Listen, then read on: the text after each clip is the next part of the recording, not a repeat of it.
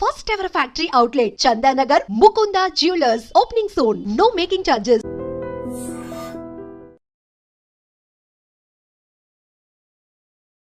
అయితే ఇప్పుడు హైడ్రాతో పాటుగా చర్చకు వచ్చినటువంటి మరో అంశం సుప్రీంకోర్టుకి సంబంధించిందే కవిత బెయిల్కి సంబంధించి. కవిత బెయిల్ ఎలా వచ్చింది, మీరు కుమ్మక్కయ్యారు కాబట్టి కవిత బెయిల్ మీద బయటకు వచ్చింది అనేటువంటి వాదనలు కూడా వచ్చాయి. మనీష్ సిసోడియాకి బెయిల్ ఎట్లా వచ్చింది? మనీష్ సిసోడియాకి బెయిల్ ఎట్లా వచ్చింది? మనీష్ సిసోడియాకి బెయిల్ ఎవరు ఇచ్చారు? సుప్రీంకోర్టే ఇచ్చింది.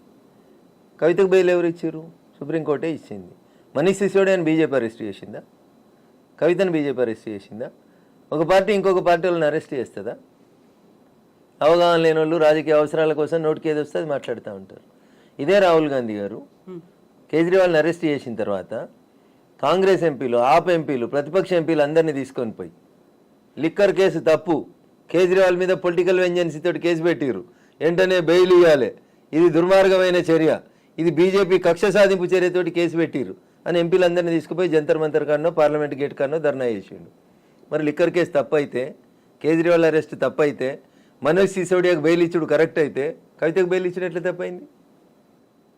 అది తెలియదు. అదే కేసు కదా ఇది కూడా. ఆయన అరెస్టే తప్పని వాదిస్తుంది కదా కాంగ్రెస్ పార్టీ. ఆడ ఢిల్లీలో ఏం మాట్లాడుతున్నారు? కేజ్రీవాల్ని అరెస్టే తప్పు, అసలు లిక్కర్ కేసే లేదని మాట్లాడుతుంది కాంగ్రెస్ పార్టీ. హైదరాబాద్లో ఏం మాట్లాడుతున్నారు? బీజేపీ బీఆర్ఎస్ ఒకటైనాయి కాబట్టి కవితకు బెయిల్ వచ్చిందని. మీరు తెల్లారి పేపర్ చూడుర్రి, తెల్లారి పేపర్ చదువుర్రి. కవితకు బెయిల్ వచ్చిన రోజు మొత్తం వార్త చదువుర్రి దయచేసి ఓపికగా. తెలంగాణ సమాజం కూడా వినాలని అప్పీల్ చేస్తున్నా. రెండు చేతులు జోడించి దండం పెట్టి చెప్తా ఉన్నా. కవిత తరఫున ఆ రోజు వకీలు ఎవరు ఆర్గ్యూ చేసిరనంటే ముకుల్ రోహిత్ గే ఆర్గ్యూ చేసిండని పేపర్లలో అన్నిట్లలో రాసిరు, తెలుగు, హిందీ, ఇంగ్లీష్ అన్నిట్లలో. తెల్లారో మరుసటి రోజు రేవంత్ రెడ్డి గారు మాట్లాడిరని తెల్లారి సుప్రీంకోర్టు మాట్లాడినప్పుడు ఆ రోజు కోర్టులో ఏం కేసు నడుస్తుందంటే ఓటుకు నోటు కేసు నడుస్తుంది. ఓటుకు నోటు కేసులో రేవంత్ రెడ్డి తరఫున వకీలు ఎవరు? కవిత గారు. ద సేమ్ ముకుల్ రోహిత్కే. మళ్ళీ చెప్తున్నా, తెలంగాణ సమాజమా ఆలోచించు. కవిత బెయిల్ పిటిషన్ ఆర్గ్యూ చేసిన వకీల్ పేరు ముకుల్ రోహిత్కి. చాలామంది ఆర్గ్యూ చేసిన ముకుల్ రోహిత్కి ఆర్గ్యూ చేసిన రోజు బెయిల్ వచ్చింది. 2 రోజుల తర్వాత ఓటుకు నోటు కేసు లోపల రేవంత్ రెడ్డి గారి తరఫున ఆర్గ్యూ చేసిన వకీలు ఎవరు? ముకుల్ రోహిత్కి. మీరు అంటుండొచ్చు రఘునందన్ నువ్వు వకీలు కదా, ఎవరి తరఫునైనా వాదించవచ్చు అని. ఎందుకంటే రఘునందన్ కూడా వాదించారు కదా. నేను వాదిస్తా అంటున్నాను, నా ప్రొఫెషన్ అని చెప్తా ఉన్నా. తప్పేముంది అందులో? ఫీజు తీసుకొని వాదించడంలో తప్పేముంది? మాకు వకాలత్ సర్టిఫికేట్ ఎందుకు ఇస్తారు?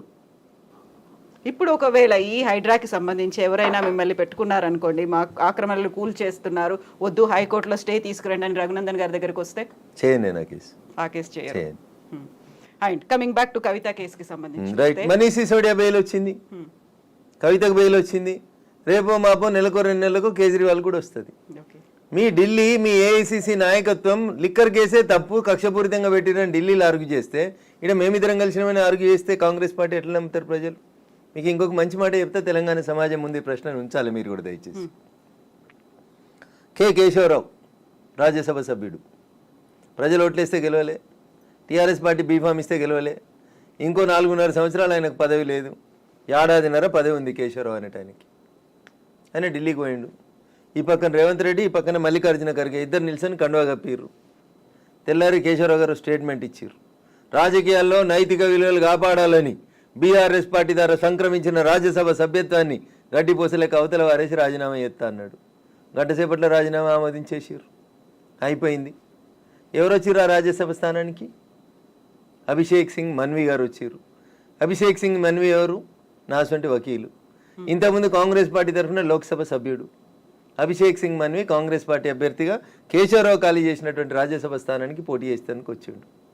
యువరాజు ఏమంటాడు రోజు పేపర్లలో, టీవీలలో? కవిత గారు మంచిగినూరి మెల్లగినూరి జనాన్ని కట్ చేసి పంపురి సమాధానం. యువరాజు ఏమంటాడు? రేపు బై ఎలక్షన్ వస్తుంది, 3-4 సీట్లలో వస్తాయి, కడియం శ్రీహరి బై ఎలక్షన్ వస్తుంది, దానం నాగేందర్ బై ఎలక్షన్ వస్తుంది, ఇంకోటి బై ఎలక్షన్ వస్తుంది అని చెప్తాడు. నేను మీ ద్వారా కేటీఆర్ను, కేసీఆర్ను, కవిత గారిని అందరిని అడగదలుచుకున్న బీఆర్ఎస్ పార్టీని.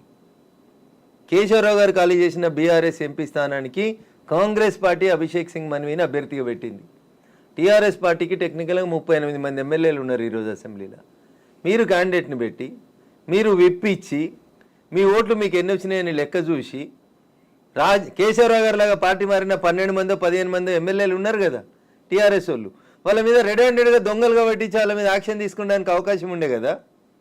మరి అభిషేక్ సింగ్ మన్వి మీద ఎందుకు పోటీ పెట్టలేదు టీఆర్ఎస్ పార్టీ? 10 మంది ఎమ్మెల్యేలు సంతకం పెడితేనే అక్కడ రాజ్యసభకు పోటీ చేయడానికి అవకాశం ఉంటుంది.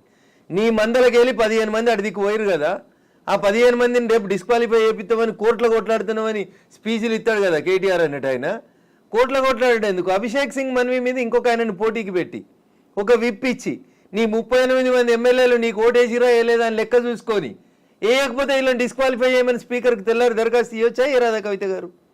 క్యాండిడేట్నే పెట్టలేదు టీఆర్ఎస్ పార్టీ. ఎందుకని, ఏం జరిగింది అనుకుంటున్నారు? కేశవరావు ఖాళీ చేసిన దాంట్లో 2 పొత్తులు అంబట్ల తెడ్డ అంటారు తెలంగాణ ఊర్లలో. అభిషేక్ సింగ్ మన్విని పెట్టుకున్నారు. ముకుల్ రోహిత్కి రేవంత్ రెడ్డి పైసలు ఇస్తే అభిషేక్ సింగ్ మన్విని కేశవరావు కేసీఆర్ ఇద్దరు కలిసి రాజ్యసభకు పంపించారు. ఇక దానికి బీజేపీ బీఆర్ఎస్ ఒకటి ఆడొకటైంది. హైడ్రాకి సపోర్ట్ చేస్తే రేవంత్ రెడ్డి రఘునందన్ ఒకటి. ఏం మాట్లాడతారు? ఏమన్నా అర్థం పర్థం ఉందా? ఏమన్నా రఘునందన్ అనేటోడు న్యాయం దిక్కు నిలబడతాడు, ధర్మం దిక్కు నిలబడతాడు, గరీబోన్ దిక్కు నిలబడతాడు. Raghunandan is the voice of voiceless. ఏడ కష్టం వస్తే ఎవరి కష్టం వస్తే అందుకు మాట్లాడతాడు. ఇండ్లు కోల్పోతున్నాను రమ్మనురి, కోకాపేటలో 25 ఎకరాలు గవర్నమెంట్కి చేత కాకపోతే లేఅవుట్ చేసి నేను కూర్చోబెడతా, ఆడ కట్టుకుందాం పారి ఇండ్లు. గీడెందుకన్నా ఈ మోరీలలో నల్లలలో చెరువులలో ఎందుకే? మంచిగా కోకాపేటలో 100 కోట్లకి ఎకరం పోయే భూమిలో కట్టుకుందాం పారి, గాడ లేఅవుట్ గీసుకుందాం పారి. రాడా రేవంత్ రెడ్డి గారికి వచ్చి మనకు పట్టాలు ఇయ్యడా? ఇక దీనికోసం కొట్లాడతాడు రఘునందన్. ఎందుకని ప్రతి దాంట్లో రాజకీయాలు ఎందుకు చూస్తున్నారు అనుకుంటున్నారు? ఇప్పుడు అభిషేక్ మను సింఘ్వీని కాంగ్రెస్ పార్టీ తెలంగాణ, మీరు ఉన్నదే ప్రజాస్వామ్య దేశంలో. మీరు ఉండాలన్నా, తినాలన్నా, బతకాలన్నా, ఇంకేం చేయాలన్నా మేమే ఉండాలి రాజకీయ నాయకులు. మేము లేకపోతే మీరు ఎక్కడున్నారు? ప్రజల కొరకు ప్రజల చేత ప్రజలు ఎన్నుకునేదే ప్రజాస్వామ్యం. ఆ ప్రజాస్వామ్య దేశంలో బతుకుతుంటూ అన్నిటికీ రాజకీయం వస్తుంది. ఎందుకు వస్తుంది అంటే రఘునందన్ మాట్లాడిండు, బీజేపీ ఎంపీ ఇట్లా మాట్లాడిండు, ఇంకో ఎంపీ ఇట్లా మాట్లాడిండు, మీరు పెడతారు కదా బ్రేకింగ్లు, అందుకనే వస్తుంది అట్లా. మేము మాట్లాడితే రాజకీయ నాయకులం కదా, ఈ వ్యవస్థ నడిచేదే రాజకీయంతో కదా తల్లి. 4 స్తంభాలు అనుకుంటే ఆ 4 స్తంభాలలో స్తంభం మేమే కదా. మేము మాట్లాడతాం కాబట్టి రాజకీయం అంటారు దాన్ని. అట్లా ఇప్పుడు కవిత కేసులో నెక్స్ట్ ఏం జరుగుతుంది అనుకుంటున్నారు మీరు? నేను జ్యోతిష్కుని కాదు తల్లి, వకీల్ సాబ్ని. వకీల్ సాబే, వకీల్గానే చెప్పమంటున్నాను. ఆ రోజున్న వకీలు ఎట్లా ఆర్గ్యూ చేస్తారో ఆ రోజున్న జడ్జికి ఏం అర్థమవుతుంది అనే దాన్ని బట్టి జడ్జిమెంట్ వస్తుంది. సో మీ ఎక్స్పీరియన్స్లో? నేను దాంట్లో ఎక్కడ కేసు కాగితాలు చదవలేదు. నేను కవిత తరఫున వకీల్ని కాదు, మనీష్ సిసోడియా తరఫున అంతకంటే కాదు, కేజ్రీవాల్కి అపియర్ కాలేదు. బట్ కవిత బయటకు వచ్చిన తర్వాత కూడా వినిపించినటువంటి డిఫరెంట్ వెర్షన్స్ని ముందు నుంచి అసలు ఎప్పుడు ఫాలో అవ్వలేదా ఈ కేసుని మీరు? అయినా ఎందుకు ఫాలో కాదు? అడ్వకేట్గా బరాబర్ ఫాలో అవుతారు. రాజకీయాలు ఉన్నవాడు బరాబర్ ఫాలో అవుతాయి. ఎందుకు ఫాలో కాదు? In what way I'm concern with Kavitha's bail. Kavitha ఎవరు? లిక్కర్ కేసులో ఒక ముద్దాయి వచ్చి ఫీజు ఇచ్చి నన్ను కేసు చేయమంటే చేద్దునో చేయకపోతున్నో తర్వాత నాకేం అవసరం? నాకు ఎకడమిక్ ఇంట్రెస్ట్లో నేను చదివిన ఫైలు, దానికి కవిత కేసు తరఫున మాట్లాడాల్సిన అవసరం ఏముంటుంది? ఆమెకు వకీళ్ళు ఉన్నారు, రేవంత్ రెడ్డి గారు పెట్టిన ముకుల్ రోహిత్ గారు ఉన్నారు, కేశవరావు గారు పెట్టినటువంటి అభిషేక్ సింగ్ మన్వి ఉన్నాడు, కేసీఆర్ మాట్లాడుకున్న సోనియమ్మ ఉన్నది. వాళ్ళందరూ ఉన్నాక నా అవసరం ఏముంది తల్లి? బట్ మామూలుగా అబ్జర్వేషన్స్ అనేవి ఉంటాయి. ఉంది కదా, నా అబ్జర్వేషన్ నేను చెప్పిన కదా. కోర్టు బెయిల్ ఇచ్చింది సుప్రీం కోర్టు, దానికి నేను ఎందుకు కామెంట్ చేయాలి? బట్ ఆ కేసు మాత్రం ఇంకా కంటిన్యూ అవుతుంది. ఛార్జ్ షీట్ వేసిన తర్వాత ట్రయల్ అవుతుంది, చాలా టైం పడుతుంది. ఇప్పుడు రేవంత్ రెడ్డి గారు ఓటుకున్న ట్రయల్ అయితే లేదా? ఇది కూడా గట్లే అవుతుంది. గట్లా ఇలాగే ఏళ్ల తరబడి కొనసాగుతుంది. అట్లే అవుతుంది కదా. ఈ జడ్జిలను అడగాలి మీరు ఈ ప్రశ్న, నన్ను అడిగితే ఎట్లా? నేను ఆ కుర్చీలో కూర్చోలే. నేను జడ్జిలు చెప్పాలి అంటున్నా. ఒక్కో కేసు 10 ఏళ్ళు 20 ఏళ్ళు ఎందుకు సాగుతుందో మా గౌరవ న్యాయమూర్తులు చెప్పాలి. దేశంలో 5 కోట్ల కేసులు ఎందుకు పెండింగ్లు ఉన్నాయో గౌరవ న్యాయమూర్తులు చెప్పాలి కదా. మీకు బాధాకరమైన విషయం చెప్తా కవిత గారు. సిద్దిపేటలో ఒక ఆయనకు కేసు కన్విక్షన్ పడ్డది, పేర్లు చెప్పదు కాబట్టి చెప్తలేను. సిద్దిపేట ప్రాంతంలో ఒక ఆయనకి ఆ జిల్లా కోర్టు లైఫ్ కన్విక్షన్ ఇచ్చింది, యావజ్జీవిత కారాగార శిక్ష ఇచ్చింది. ఆయన నాసంటి వకీల్ని పెట్టుకొని హైకోర్టులో కేసు ఆర్గ్యూ చేసుకున్నాడు. హైకోర్టు కేసును కొట్టేసింది, ఆయన నిర్దోషి అని ప్రకటించేసి జడ్జిమెంట్ ఇచ్చింది. జడ్జిమెంట్ ఇస్తే ఈ జడ్జిమెంట్ కాపీ తీసుకొని కోర్టు వాళ్ళు జైలుకు పోయారు. ఈ జడ్జిమెంట్ కాపీ జైలుకు రీచ్ అయ్యే 3 రోజుల ముందు ఆయన చచ్చిపోయాడు కవిత గారు. ఎలా? ఆరోగ్యం బాగలేదు, చచ్చిపోయాడు. 6 ఏళ్ళు జైలు నుండి చచ్చిపోయాడు కవిత గారు. ఎవరు నష్టపరిహారం ఎవరిస్తారు ఆ కుటుంబానికి? కింది కోర్టు శిక్ష వేసింది, పై కోర్టు 4 రోజులలో తీర్పు చెప్తే అయిపోతుంటుండే కదా. ఈయన 6 ఏళ్ళు భార్య పిల్లలతో ఉండేటోడు కదా. 6 ఏళ్ళు ఆయన జైలు ఉన్న తర్వాత కేసీని నువ్వు జడ్జిమెంట్ ఇచ్చినావు. ఏం న్యాయం జరిగింది మీ లాట్ అని అడుగుతున్నా నేను, పేదోని గొంతుకగా. జరగాలనా వద్దా? ఆ భార్య పిల్లలు ఎవడు అడుగుతాడు? మీకు ఇంకా దరిద్రం చెప్తా. ఆయన జైలు ఉన్నప్పుడు పనిచేస్తే ఆయనకు జీతం ఇచ్చారు. ఆయన చచ్చిపోయాక జీతం పైసలు డీడీఓ చెక్కో ఇంటికి పోయింది. ఇంటికి పోతే ఆ పోస్ట్ మ్యాన్ ఏమంటాడో తెలుసా? ఈ పేరున్న ఆయన లేడు కాబట్టి ఈ చెక్కు వాపసు పోతుంది అంటాడు. అంటే ఇప్పుడు ఈయన చచ్చిపోయినా మళ్ళీ తీసుకురావాలి నా చెక్కు కోసం. ఇది మన వ్యవస్థలో ఉన్నటువంటి లోపాలు ఇవి. వీటిని సరిదిద్దాలని ఆసంటి వాళ్ళు గొంతెత్తుతున్నాం కదా. Justice delayed is justice denied అనే మాట మనం ఎప్పటి నుంచో ఈ కేసులో ఇది ప్రత్యక్షంగా 4 రోజుల క్రితం అన్ని పేపర్లలో రిపోర్ట్ అయింది. ఒక్కరు కూడా మాట్లాడారు దీంట్లో. ఒక పేపర్ మాట్లాడేది, ఒక టీవీ ఛానల్ మాట్లాడేది. ఒక వ్యక్తి దోషి అని చెప్పి యావజ్జీవిత కారాగార శిక్ష చేసినటువంటి వ్యక్తి 6 సంవత్సరాలు జైలు ఉన్న తర్వాత ఆయన నిర్దోషి అని హైకోర్టు కేసు కొట్టేసింది. దురదృష్టం 3 రోజుల ముందు చచ్చిపోయింది ఆయన. ఆ భార్య బిడ్డలకు ఎవరు సమాధానం చెప్తారో చెప్పుర్రి. తప్పెవరిదంటారు ఇందులో? చెప్పురు, మీరే చెప్పుర్రి. నేను మీ అంతా చదువుకోలే కదా, చెప్పుర్రి ఎవరి తప్పు. మీరే అన్నారు కదా జస్టిస్ డిలేడ్ ఈజ్ డినైడ్ అని. 6 ఏళ్ల బదులు ఈ కేసుని 6 నెలల్లో ఒకవేళ అప్పీల్ కోర్టు వినుండి ఉంటే, ఆయన నిర్దేశాన్ని అదే రోజు ప్రకటించి ఉంటే భార్య పిల్లలతో 5.5 ఏళ్ళు కలిసి ఉండేటోడు కదా. ఇట్లాంటి వాళ్ళు ఎన్ని లక్షల మంది ఉన్నారనుకుంటున్నారు దేశంలో? 5 కోట్ల కేసులు పెండింగ్ లో పెట్టింది కదా కోర్టులో. దేశంలో ఉన్నటువంటి అన్ని న్యాయస్థానాలలో 5 కోట్ల కేసులు పెండింగ్ ఉన్నాయి. నేను 2 చేతులు జోడించి మా గౌరవ న్యాయమూర్తులందరికీ కూడా మిలాడ్ అని చెప్తాం, ఓ కనబడే దేవుడా అని చెప్తాం. అయ్యా కనబడే దేవుళ్ళారా ఇట్లాంటివి డిస్పోజ్ చేయండి అంటున్నా, మాట్లాడుండ్రి అంటున్నా. మాట్లాడక మౌనమునులాగా ఉంటే మౌనంగా మౌనంగా ఉన్నటువంటి ఒక మేధావి యొక్క మౌనం ఈ దేశానికి దరిద్రం చేస్తుంది. అరే మీరు పెద్ద పెద్ద చదువుకున్న వాళ్ళు మిలాడ్ అంటున్నాం మేము మిమ్మల్ని. మిలాడ్ ఓ కనబడే దేవుడా అంటున్నాం. ఆ కనబడని దేవుడు న్యాయం చేస్తాడో ఏడగారు, ఈ కనబడే దేవుడిని న్యాయం చేయమని అడుగుతున్నాం కదా. చెరువులు కుంటలు కబ్జా చేసిన వాళ్ళని ఉరి తీయాలని చెప్పారు కదా జడ్జిలు. స్టే ఎట్లా ఇస్తారు? స్టేటస్ కో ఎట్లా ఇస్తారు? ఇప్పుడు 5 కోట్ల కేసులు అంటే ఒక రాష్ట్ర జనాభా కంటే చాలా ఎక్కువ. అన్ని కేసులు అందులో ఉన్నారంటే అంతమంది బాధితులు కూడా ఉన్నారు, వాళ్ళ ఫ్యామిలీ. ఎన్నడన్నా మాట్లాడారు కవిత గారు ఈ దేశంలో? ఏ పేపర్ అన్న ఏ టీవీ అన్న మాట్లాడుతుంది? ఎందుకని బయటికి రావు ఇవన్నీ? అంటే కోర్టుల గురించి మాట్లాడితే ఏదో అవుతుందని భయపడతారు అట్లా. ఖచ్చితంగా కదా. ఎక్కడో ఒక్క అడుగుతోటి మొదలు పెట్టాలి. అది నేను మొదలు పెట్టాలనుకున్నా మొదలు పెడతా ఉన్నా. మాట్లాడాలి కదా ఎవరో ఒకరు. ఈ గొంతే కదా అందాక వినబడాల్సింది కోర్టుల దాకా. అందుకనే మాట్లాడుతా ఉన్నా. చట్టం తెలిసిన ఒక వ్యక్తిగా మాట్లాడుతా ఉన్నా.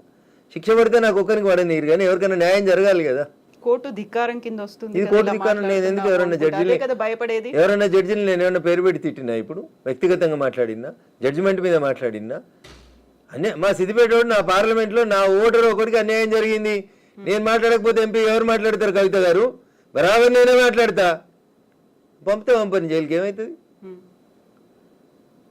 పంపని తల్లి, భయపడేది ఏముంటుంది? ఇంత 5 కోట్ల కేసులు పెండింగ్ లో ఉన్నాయి అనుకున్నప్పుడు ఫాస్ట్ ట్రాక్ కోర్టులు రావాలి, ఇంకేదో ఫ్యామిలీ కోర్టు రావాలి. వచ్చినాయి, ఫ్యామిలీ కోర్టు వచ్చింది, ఫాస్ట్ ట్రాక్ కోర్టు వచ్చింది, అన్ని సరిపోవట్లేదా ఇవన్నీ? సో ఓపెన్ గా చట్టం తెలిసినటువంటి ఒక వ్యక్తిగా కోర్టుల గురించి ఈడ మాట్లాడడం కరెక్ట్ కాదేమో కవిత గారు. ప్లాట్ఫామ్ వచ్చినప్పుడు తప్పకుండా మాట్లాడతారు. సాధ్యమైనంత స్పీడ్గా జస్టిస్ రావాలి. మీకు ఒక ఉదాహరణ చెప్తా తల్లి. ట్రంప్ అమెరికా అధ్యక్షుడు ఉన్నప్పుడు లైంగిక ఆరోపణలు వచ్చినాయి, లేదా బిల్ క్లింటన్ ఉన్నప్పుడు వచ్చినాయి అనుకోండి.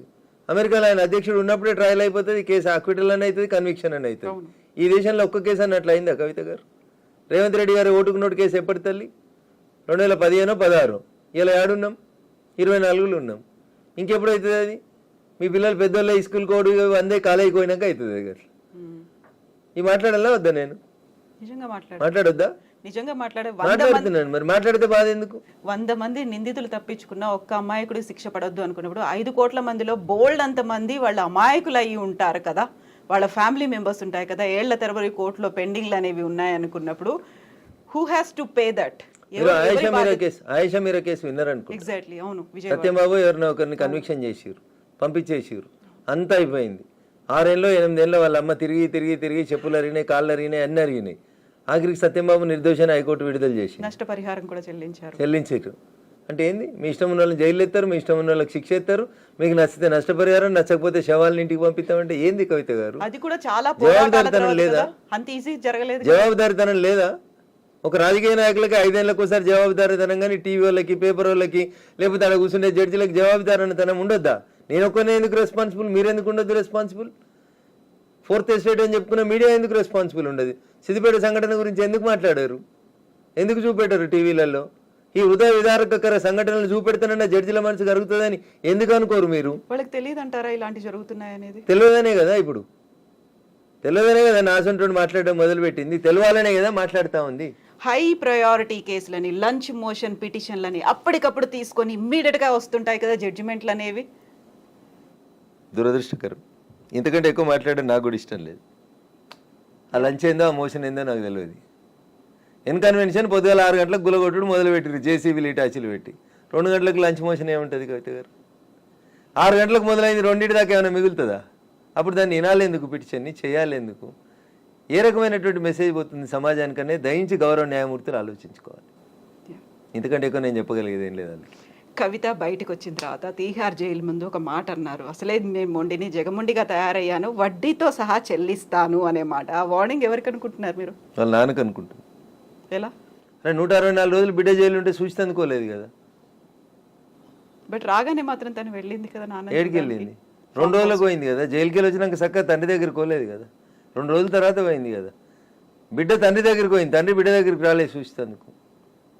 బహుశా నాకు అర్థమైంది కేసీఆర్ మీద అన్నదని అర్థమైంది నాకు. మీకేమైనా అర్థమైతే చెప్పు.